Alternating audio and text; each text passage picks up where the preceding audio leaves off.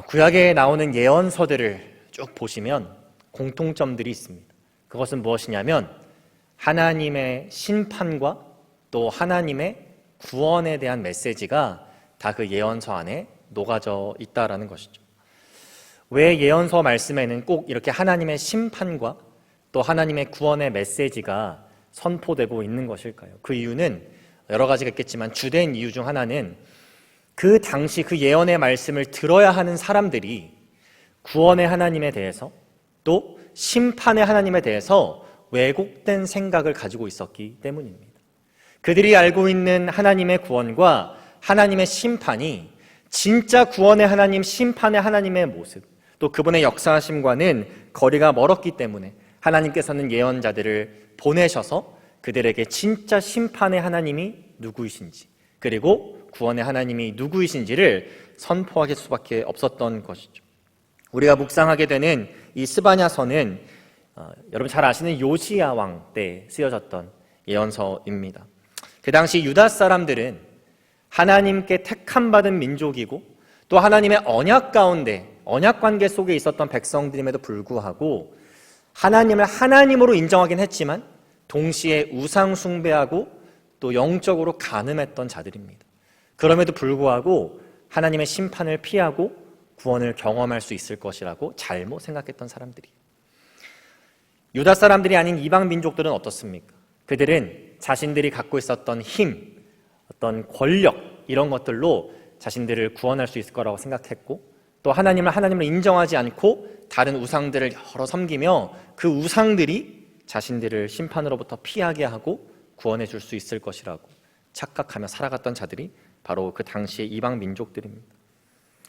이렇게 자신들만의 기준을 가지고 하나님의 심판과 구원을 멋대로 설정해버리고 그렇게 멋대로 이해했을 때에 하나님께서는 스바냐와 같은 선지자들을 보내셔서 진짜 심판의 하나님, 구원의 하나님이 누구이신지를 말씀하게 하신 것입니다.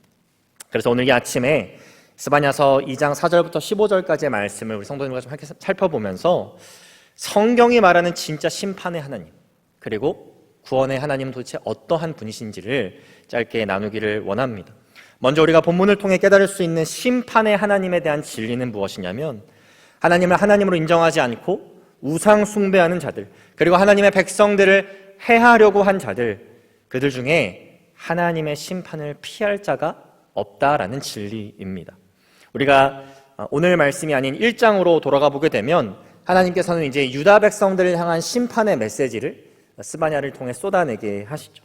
그리고 오늘 본문에 와서는 이제 유다 족속뿐만이 아니라 유다 민족뿐만이 아니라 유다를 제외한 다른 민족들, 오늘 본문의 4절부터 7절까지는 특별히 블레셋 족속을 향한 심판을 말하고 있고요.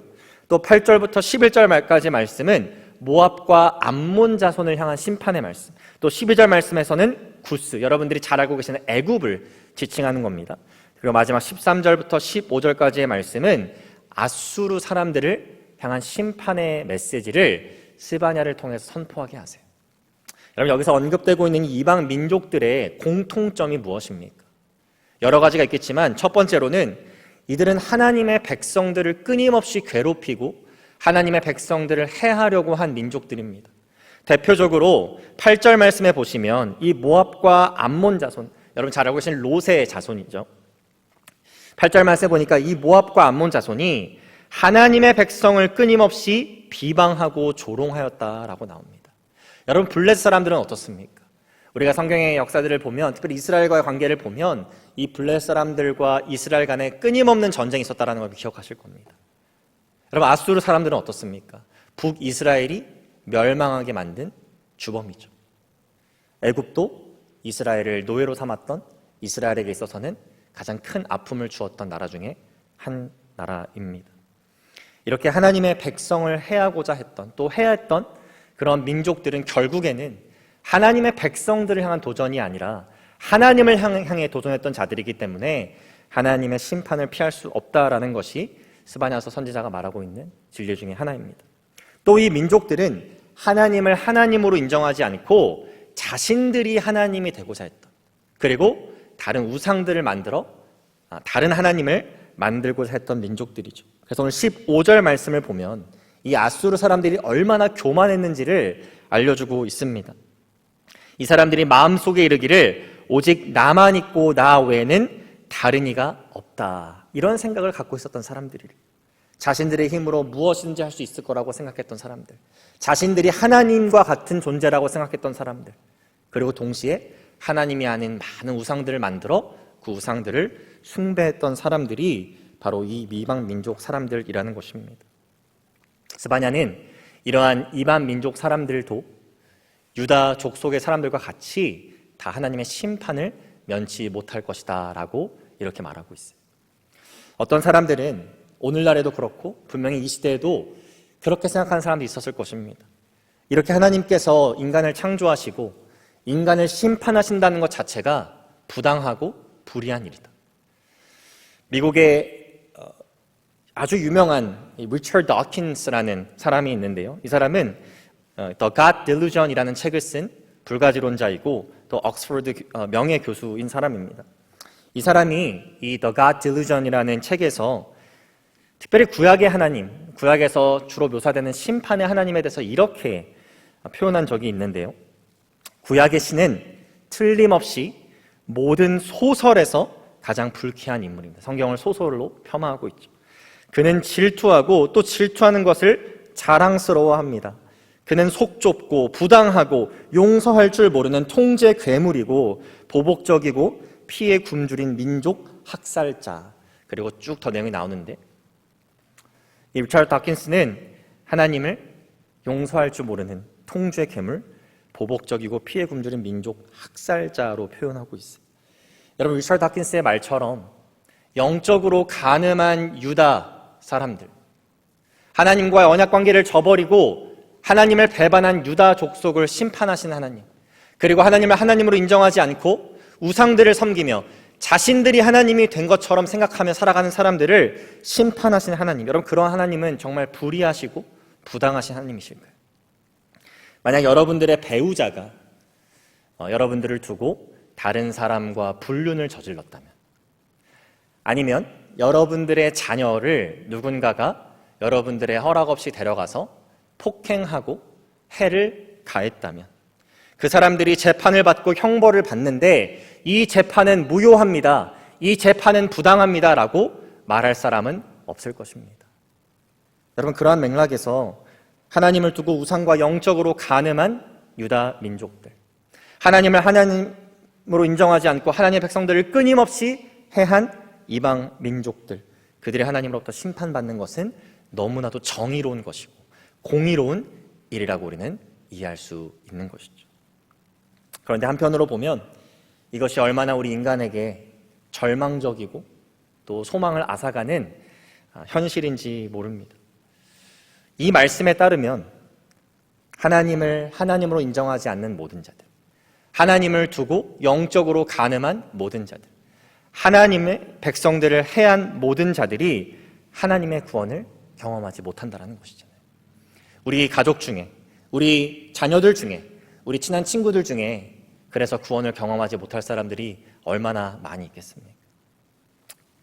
그런데 우리는 본문에서 아주 중요한 진리 하나를 더 발견할 수 있는데요, 바로 구원의 하나님에 대한 진리입니다. 오늘 말씀을 통해서 우리는 이렇게 절망적인 현실 가운데서도 하나님의 구원을 경험할 남은 자들이 있다는 것을 배울 수 있습니다. 오늘 본문 7절 말씀을 한번 다시 보시면요, 그 지경은 유다 족속의 남은 자에게로 돌아갈지라. 그들이 거기에서 양떼를 먹이고 저녁에는 아스글론 집들에 누우리니 이는 그들의 하나님 여호와가 그들을 보살피사 그들이 사로잡힘을 돌이킬 것이다. 여기서 말하는 이 남은 자들, 유다 족속의 모든 자들이라고 말하고 있지 않고요, 유다 족속의 남은 자들이라고 표현하고 있어요. 여러분, 성경에서 남은 자들이라는 표현이 등장할 때 여러분들이 기억하셔야 되는 것이 있습니다.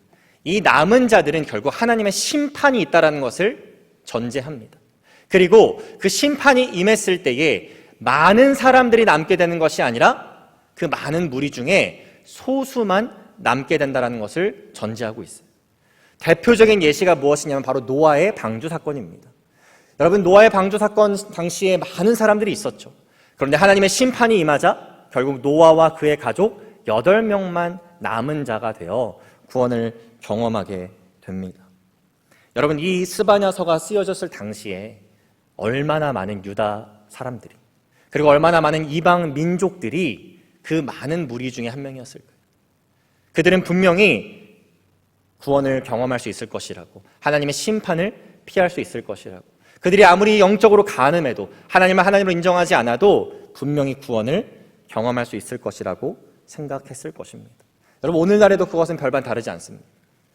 크리스천이라는 이름을 가지고 있지만 끊임없이 영적으로 간음하고, 또 하나님을 하나님으로 인정하지 않는 많은 사람들, 그 사람들이 동시에 자기가 구원받을 수 있을 거라고 생각하는 것과 마찬가지로 이 당시에 있는 사람들도 그렇게 생각했을 것이라는 거죠.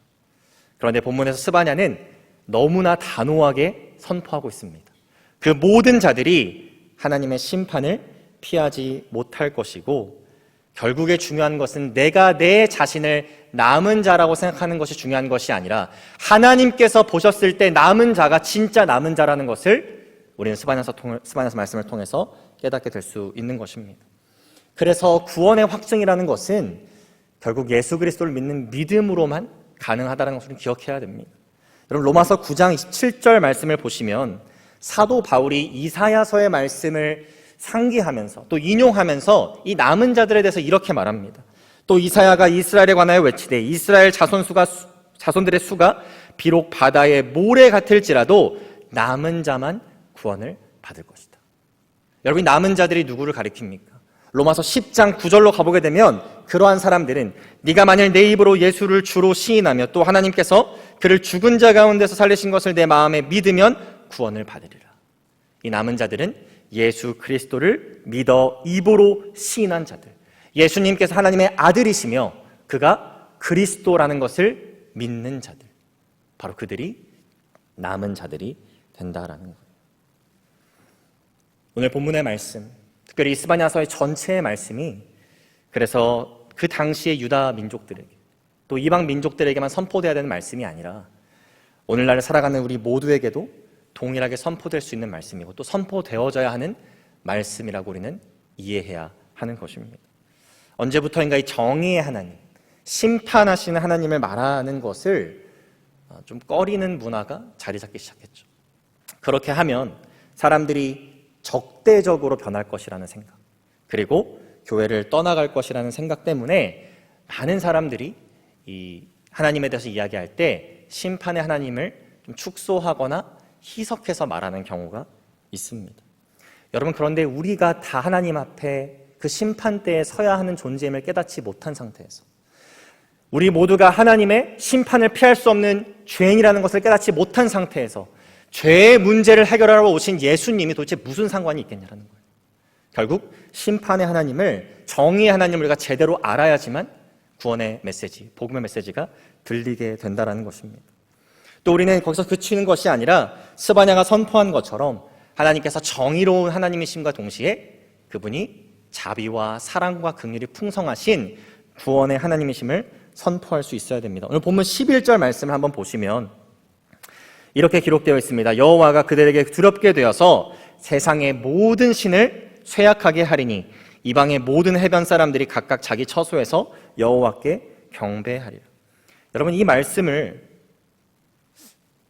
만약 그 당시 유대 사람들이 읽었다면 얼마나 기가 찼을까요? 당시 예배해야 하는 곳은 예루살렘입니다. 그리고 이방인들은 하나님을 예배할 수 없는 자들이에요. 그런데 이 말씀에 따르면 이방 민족 중에서도 하나님을 예배하는 자들이 나타날 것이고 각각 자기 처소에서 여호와를 경배하는 자들이 나타난다는 것을 말하고 있습니다. 우리는 이 모습을 이미 예수 그리스도께서 이 땅에 오신 후부터 이 하나님의 역사가 역동적으로 일어나고 있는 것을 직접 목격하고 체험한 자들입니다. 예수님을 믿는 믿음 안에서 성령께서 거하시는 성전이 되어서 각각 자기 처소에서 하나님을 예배하는 자들, 이방인임에도 불구하고 하나님을 아버지라 부르며 예수님을 주로 시인하는 자들이 이렇게 넘쳐나는 놀라운 구원의 시대에 우리는 살아가고 있다는 거예요. 심판의 하나님, 다시 말해서 정의의 하나님, 그리고 구원의 하나님, 다시 말해 사랑과 긍휼과 자비의 하나님이 너무나도 왜곡되어져 있는, 자기 멋대로 자기 기준대로 그 하나님의 모습을 재단하고 설정해버린 이 시대 속에서 가장 필요한 메시지는 스바냐가 이 당시 유다 사람들에게 또 이방 민족의 사람들에게 전했던 것처럼 정의의 하나님과 사랑과 긍휼과 자비의 하나님, 심판하신 하나님과 구원하신 하나님을 균형 있게 밸런스 있게 가감없이 전하는 것입니다. 그것을 우리는 바로 복음의 메시지라고 부르죠. 우리 사랑하는 모든 성도님들이 하나님을 너무나도 왜곡하고 심판하신 하나님, 구원하신 하나님을 멋대로 재단하는 이 세상 가운데 정의와 사랑의 그 온전한 밸런스를 이루신 복음의 예수 그리스도를 온전히 전하실 수 있는 은혜가 있으시기를 주님의 이름으로 축복합니다. 기도하겠습니다.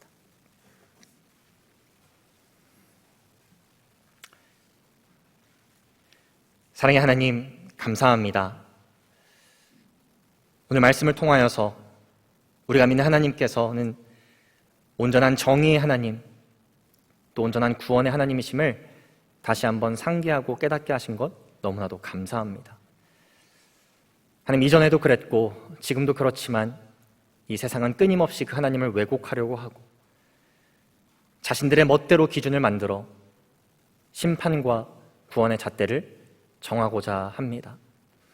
하나님, 그런 시대 속에서 우리 믿음의 사람들이 끊임없이 정의의 하나님, 사랑의 하나님을 가감없이 균형 있게 전할 수 있는 믿음을 허락하여 주옵소서. 복음의 메시지를 우리 가슴에 품고 그 복음 메시지를 가감없이 이 세상에 선포할 수 있는 우리 모두가 되게 하여 주옵소서. 그래서 그 복음 메시지를 듣고 하나님의 자녀가 되며 그 심판을 피하고 구원을 경험하는 사람들이 더욱더 많아질 수 있도록 하나님 은혜를 베풀어 주옵소서. 감사드리며 예수 그리스도 이름으로 기도합니다.